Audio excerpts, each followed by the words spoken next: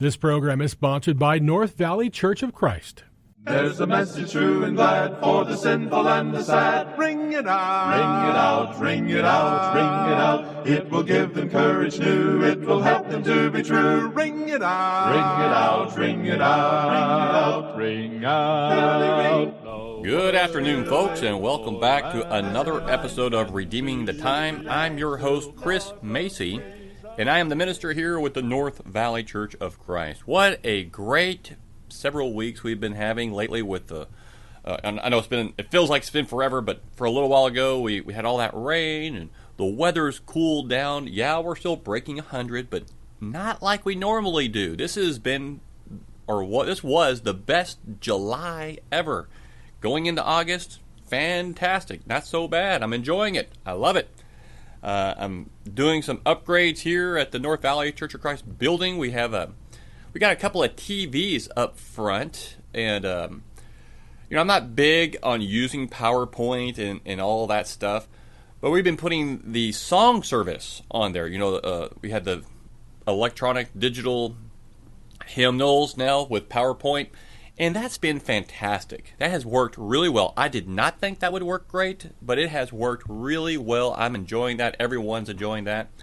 I've been using it for some PowerPoint myself, and it just looks nice. It looks nice, and so I'm really appreciative of the elders going forward with that, even though I wasn't a big fan.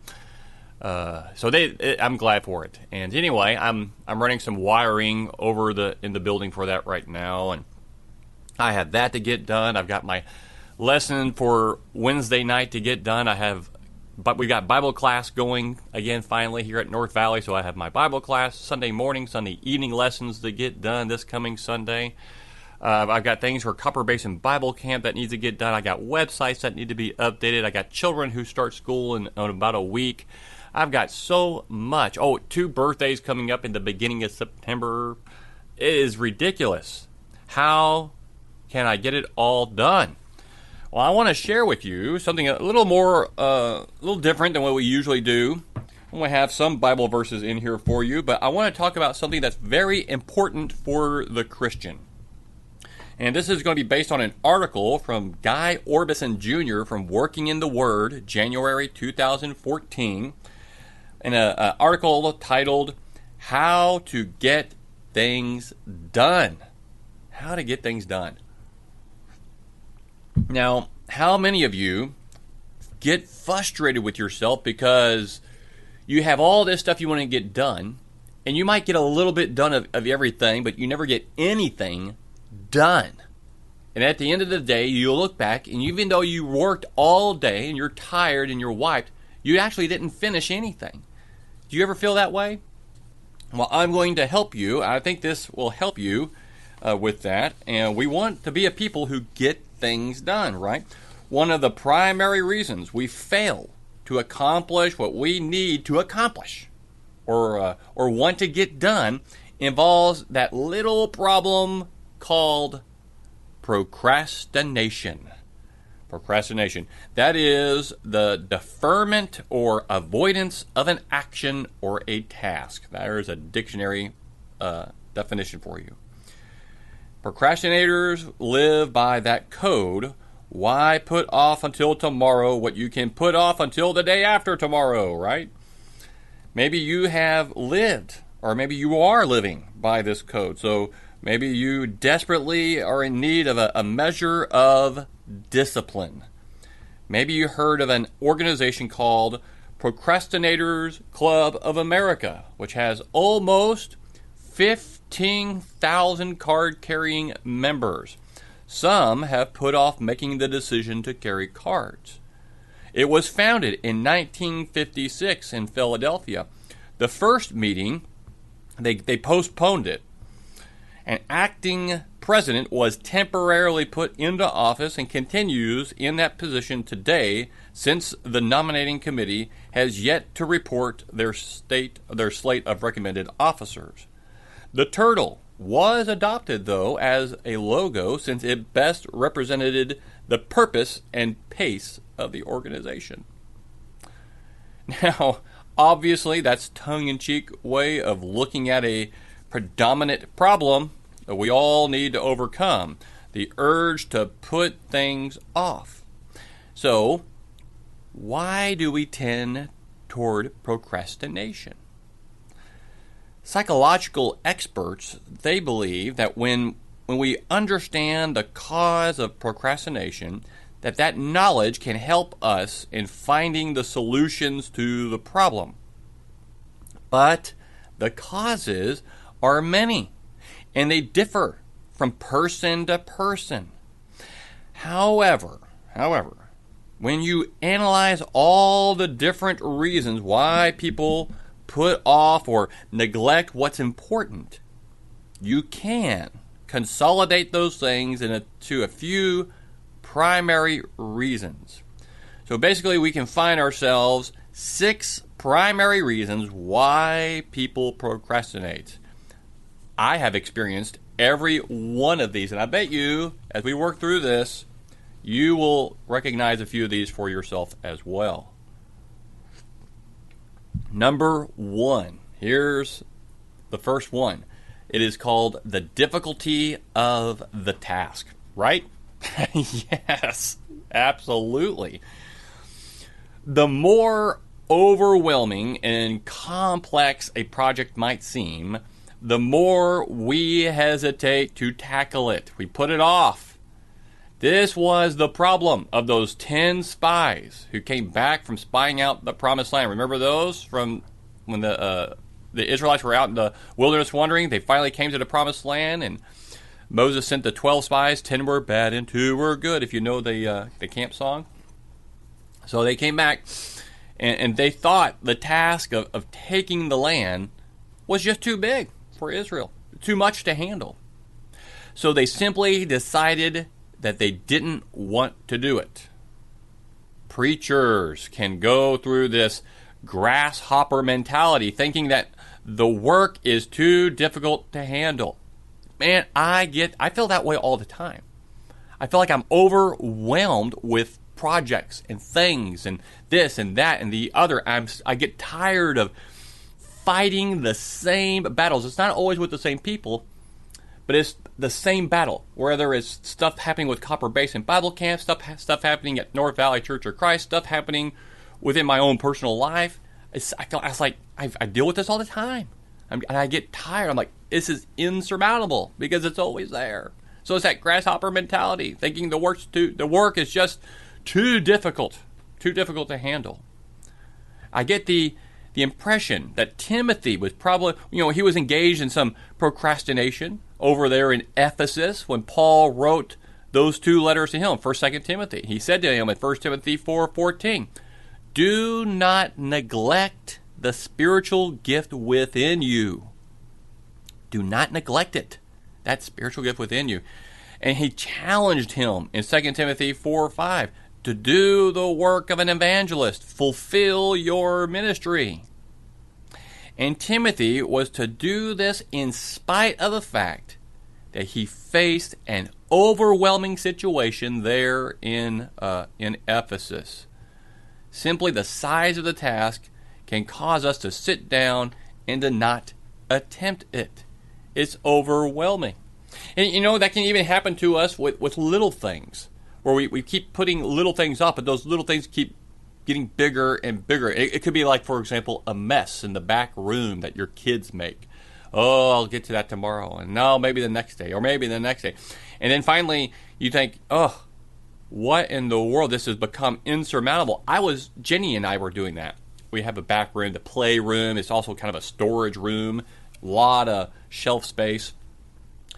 And we kept putting it off. And every time I looked at it, I thought, I need to work on this, but when do I have time to work on this? And I just walk away.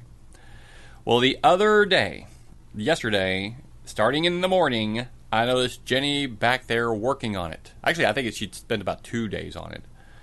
And by yesterday evening, she had finished it. I went back there. It looks amazing. But it took her all day. She'd made the decision to tackle the task. And that difficulty of the task seemed overwhelming. Put a lot of strain on her. But she got it done. So number 1, The difficulty of the task. Number 2, the unpleasantness of the task. Oof, yes. What we like doing, we do first. Yet there are many unpleasant tasks that always require our attention.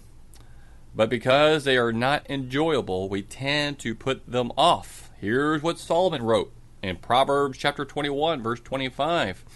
The desire of the sluggard puts him to death, for his hands refuse to work. Oh, yeah, because it's not pleasant. We don't want to do that.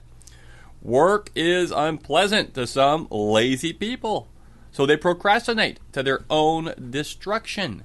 But even if you're not a typical procrastinator, you will do this. I know I've done this, and I do. I catch myself doing this where it's something that I feel like it's not a major priority. It's not pleasant. I don't want or like to do it, so I put it off. One of those things, I noticed it because I'd forgotten about it. Like I said at the beginning of the program, I'm running some wires through the ceiling. And that's a lot of work because I have to lay all the wires out, hook everything up to make sure it works on the floor. These are 300-foot wires. Then once everything works, I take them apart, I reorganize them, and then I start feeding them through the ceiling. I only have one ladder. I don't know what happened to my other ladder, so that takes forever. And while I was up there in the ceiling, we have that drop ceiling here, I saw a ton of wires. I thought, and then I remembered, these are wires from the projector and the old system, and I didn't want to take the time to pull them down because that's going to take a lot of time. It makes me sweaty. I don't like being on a ladder. It's not pleasant. And I procrastinated. It's not pleasant. And they're still there. And now they're causing me more headaches because I got to weave these wires through them in a way that I don't get them tangled up when I need to pull them down. So once I get these wires fed, which I'm doing it now because it's already started, and then I'm going to have to go back in this week, pull those wires down. My children, I tell them when they're doing their homework, they some of them hate math. Well, who doesn't hate math? Some people like it, but not me and my family. So he'll have all these homework assignments for math, but he always wants to do the easiest stuff first. And then when he gets to the last page, the hard part, it's only one page, when he does it, it only takes him like 5 or 8 minutes to do it. But he'll take hours on it because of the unpleasantness he puts out. And then he wastes his whole day, and then he has no time to play. And I've been trying to get him to realize this. And even do the hard part first. Do the hard part first, and then you can blow through the easier stuff, and then you're done, and you can play. Just get it done. I recognize that this is something he needs to learn at an early age. I think I learned it. I don't feel like I'm a procrastinator, but man, this is something we need to learn at an early age to get things done. So you got the difficulty of the task, the unpleasantness of it. Number 3, the inability to prioritize. A few folks apparently lack organizational skills it takes to place projects into a priority list. I hear from people all the time when they talk about struggling with all these different things they need to do, and I tell them, well, make a list. You need to prioritize things. Well, Chris, that's the way you do things. I'm just a different personality, and I don't work like that. Well, you need to. This isn't about what works for you and what works for someone else. This is how you do it. You make a list and you prioritize. This one's simple. There is no changing this. There is no better way. You make a list and you stick to it. It's important. When we fail to do what is most important, we find ourselves wasting time on the less important and wondering what to do next. Jesus indicates the need to prioritize in his condemnation of the scribes and Pharisees. Another great one is Martha and Mary. The text escapes me. I think it's in the book of Luke, maybe Luke 10. Maybe it's John. Anyway, maybe it's John 10. It's when Jesus goes to the house of Lazarus and his sisters. At least I think it's his sister. You got Mary and Martha there. Yeah, they are sisters. And Martha is busying herself, preparing a meal, getting things ready for Jesus and the disciples, but Mary is sitting at the feet of Jesus. Now, there's nothing wrong with what she's doing. She's doing a good thing, right? And so she comes and she complains to Jesus saying, Lord, compel my sister Mary to come and help me. And he says to her, Martha, Martha, Mary has chosen the good thing, or the best thing, but the good, I'm paraphrasing here. You are busying yourself. In other words, Mary is sitting there listening to the words of the Christ, the Messiah. That's far more important. You can put that off for right now. We'll eat later. Come and listen to me first.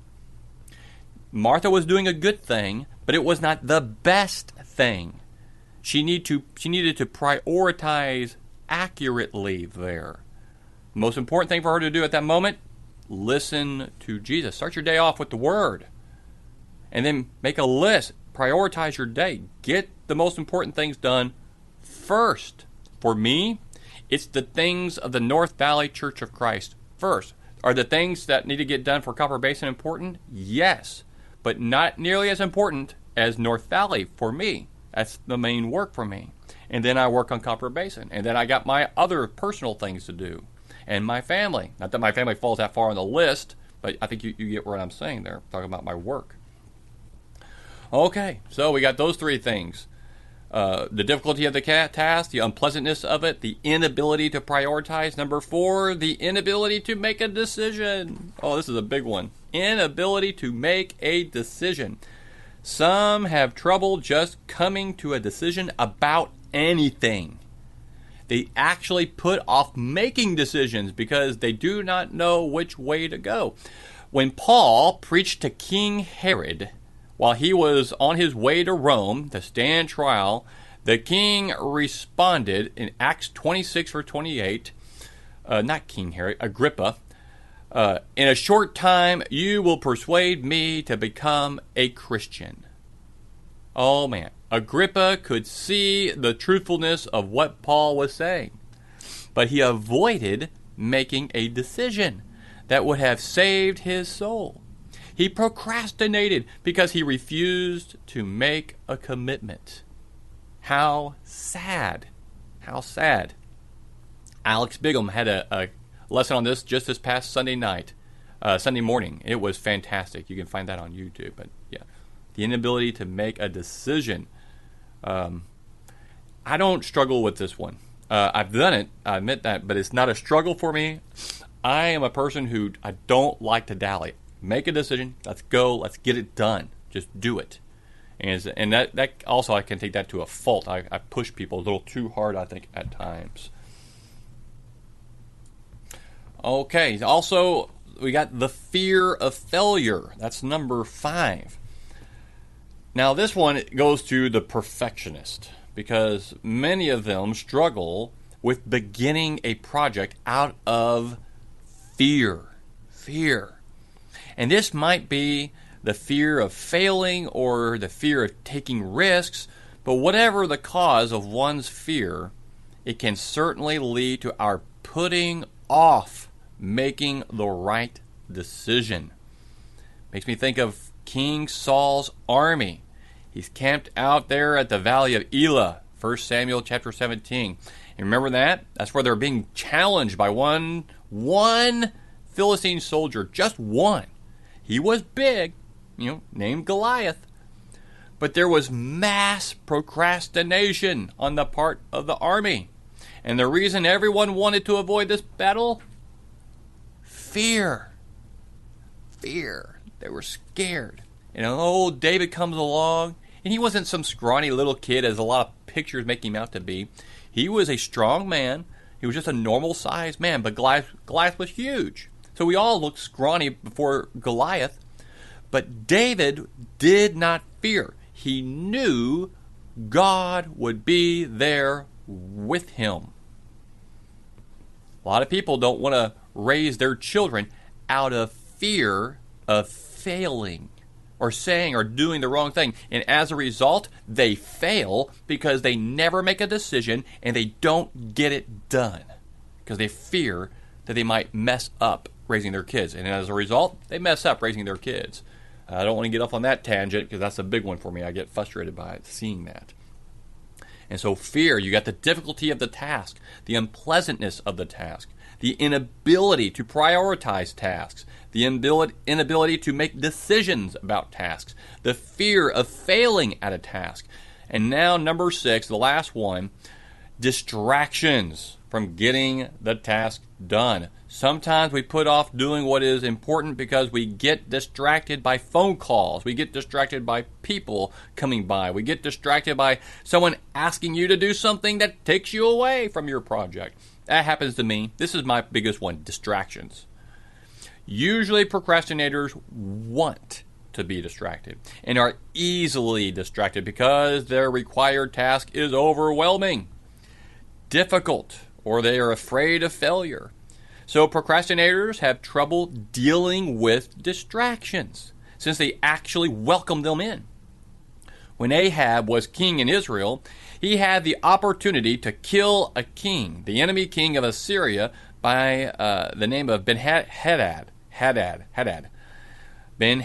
which the Lord commanded him to kill, but Ahab let him go.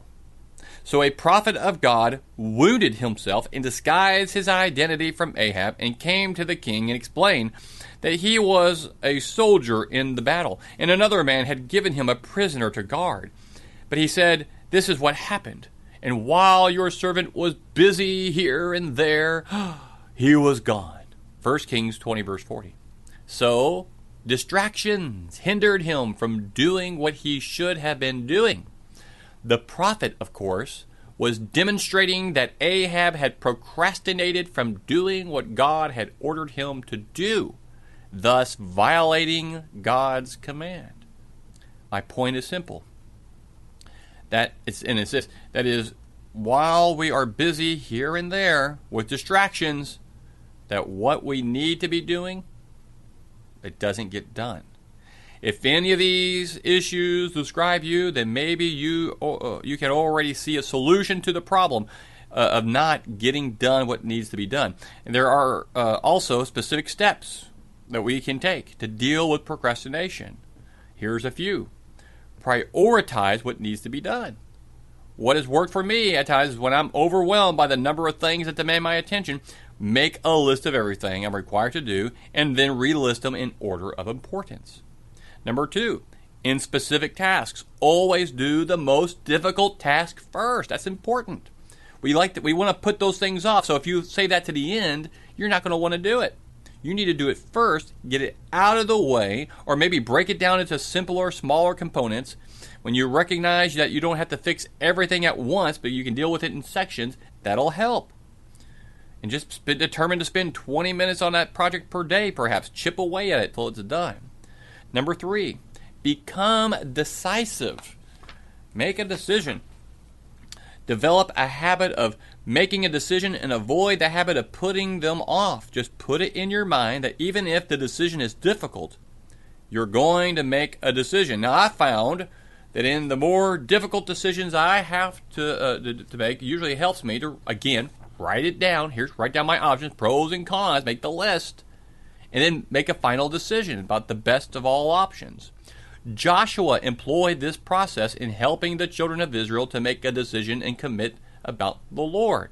Make a commitment about him when he said there in Joshua 24:15, "And if it is disagreeable in your sight to serve the Lord, choose for yourselves today whom you will serve, whether the gods which your fathers served, which were beyond the river, or the gods of the Amorites in whose land you are living. But as for me and my house, we will serve the Lord." So he's just simply laid out their options. Here's your options. Now, what do you want to do? Now, you know who the Lord is and what he has done. The point is, be decisive.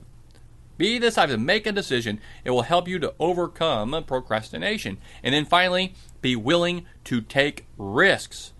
I like the idea of thinking outside the box. If we're always afraid of losing something or failing, we'll never get anything done, and we will always be slaves to procrastination. I sometimes ask a question when I feel myself procrastinating out of fear. Usually it is fear or failure. The question is, what's the worst thing that could happen if I attempt to do this? two things usually result in answering the question. One is that the worst thing that I could think of happening wasn't all that bad after all.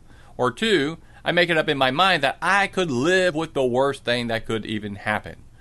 When you can live with the worst possible scenario, then fear is removed. Acts 21, Paul is in Caesarea. He's on his way to Jerusalem, but the prophet Agabus warned Paul that going to Jerusalem would be risky. Here's Paul's response.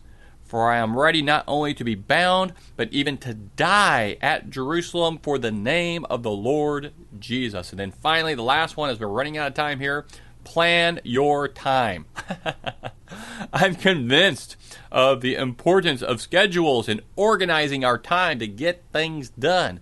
When I was up at Durango, Colorado, Guy Orson taught me to have a wall calendar. I have it up there now. Of course, I need to get the new one printed out and some more. It helps me plan things out, to look ahead and plan things. And when people say, Chris, can we do this? I go look at my calendar. Everything's right there and organized as a list. I was like, yes, I can fit it in here, but all these things are filled up. So I plan out my day. I plan out my month. I plan out my year. I plan out my years of what I'm going to do and going to get done. We need to be people who make decisions. I hope this was helpful for you. Thank you for sticking out with me on this. We are running out of time, but I planned it well. We got through all the topics I wanted to. May the Lord bless you. May you think on these things and plan ahead and always put the Lord first. Let us redeem the time. Ring it out, ring it out, ring it out. This program was sponsored by North Valley Church of Christ. To hear this program again, go to FamilyValuesRadio1010.com and click on the podcast page and find this program and many others right there on FamilyValuesRadio1010.com.